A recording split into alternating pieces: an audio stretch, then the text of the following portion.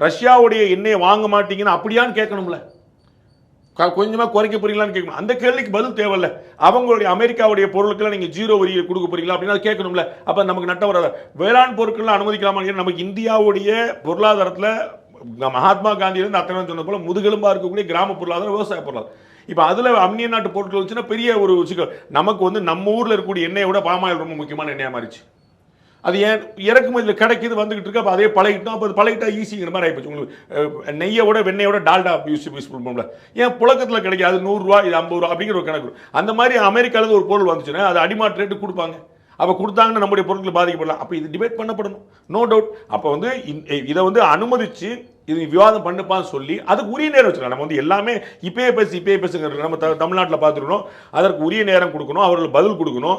வெளியுறவுத்துறை அமைச்சர் எங்கே இருக்கிறாரு, பியூஷ் கோயல் எங்கே இருக்கிறாரு, அஸ்வினி வைஷ்ணவ் எங்கே இருக்கிறாரு, இதில் டீலில் இருக்கக்கூடிய மற்றவங்க அதிகாரிகள் இருந்தால் இன்புட் கொடுத்துருக்காங்களா, இதெல்லாம் நம்ம வந்து பார்த்துட்டு அதன் மூலமாக பதில் சொல்லலாம். இன்னைக்கு வச்சுக்கிறாங்க, நாளைக்கு வச்சுக்கோ, நாளைக்கு அதில் ஒன்றும் குழப்பம் இல்லை.